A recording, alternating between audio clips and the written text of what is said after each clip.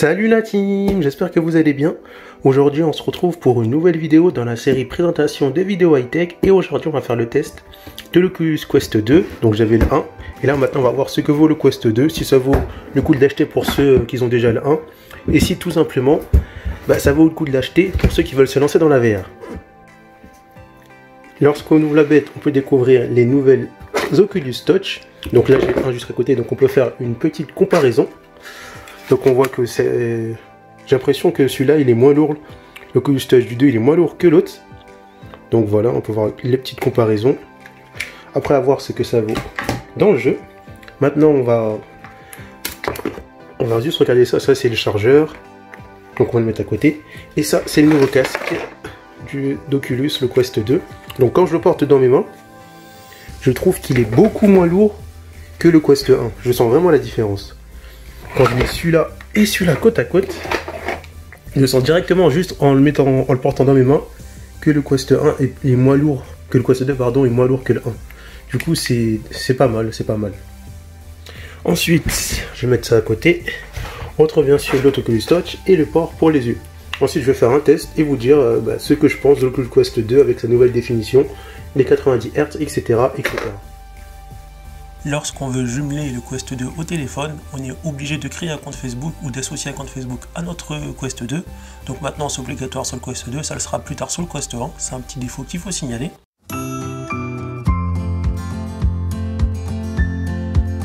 La chose qui m'a bluffé la première fois que j'ai pris le Quest 2 en main, c'est le fait de ne plus avoir d'effet de grille, de quasiment plus voir les pixels ou voir pas du tout si je me concentre pas pour essayer de les voir. Et aussi la netteté, parce que la netteté elle est vraiment améliorée, donc on voit vraiment la différence des 50 pixels en plus. Je m'attendais à une petite amélioration, mais c'est vraiment une grosse amélioration, parce qu'on voit quasiment plus les pixels. Il faut vraiment se concentrer pour les percevoir, que ce soit lorsqu'on regarde un film sur Virtual Desktop, ou bien sur Netflix, ou lorsqu'on joue à des jeux PC ou PC VR.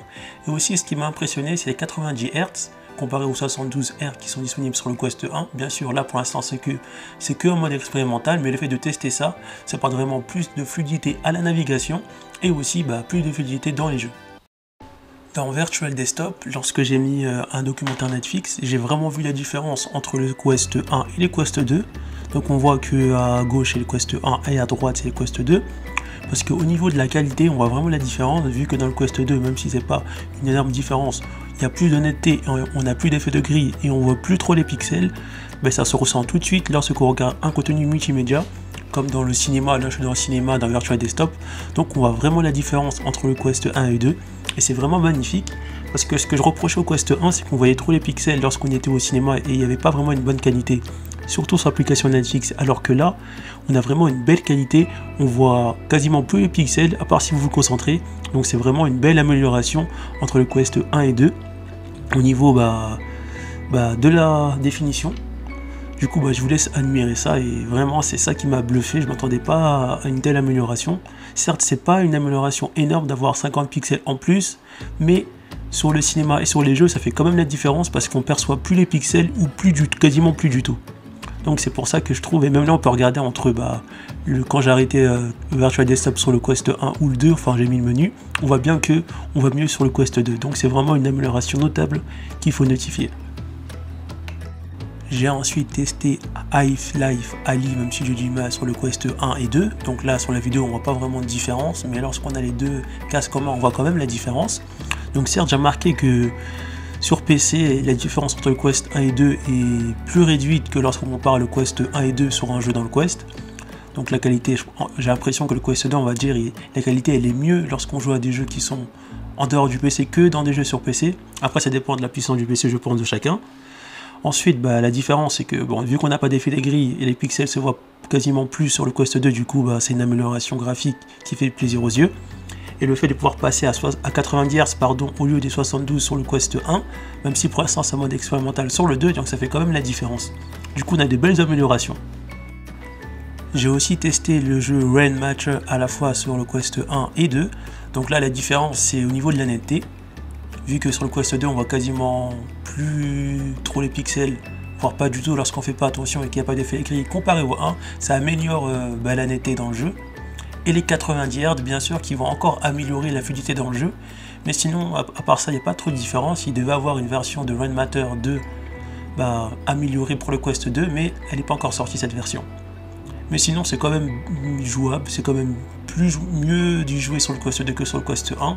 Déjà de 1, pour l'amélioration graphique, plus d'effets de grille et on voit quasiment plus les pixels et les 90 Hz. Et pour SeedQuest, je n'ai pas eu de difficulté, il m'a juste fallu réactiver les modes développeurs que j'avais activés dans le Quest 1 parce que je n'avais pas fait au début sur le Quest 2. Ensuite, j'avais juste à brancher mon casque sur l'ordinateur et à activer le débaudage USB dans mon casque Oculus Quest 2. Et ensuite, j'ai pu, comme pour le 1, télécharger facilement des applications comme là, j'ai téléchargé Attaque des Titans et l'extension de Virtual Desktop pour jouer au PC sans fil. Et pour terminer, j'ai testé le Quest 2 dehors en désactivant le Guardian pour courir dans l'Oculus Home et courir dans le jeu Attaque des Titans. Et là, j'ai remarqué que le tracking avait progressé. Le Quest a su reconnaître mes mouvements alors que je courais pendant une petite période, alors que sur le Quest 1, le Quest 1 avait beaucoup de mal à faire ça. Au niveau des nouvelles Oculus Touch, moi je trouve qu'ils sont mieux que ceux sur le 1. Il y avait beaucoup de critiques qui disaient que les manettes de l'Oculus Quest 2 sont moins bonnes que le 1, alors que pour moi c'est fou maintenant que j'ai testé. Et du coup voilà.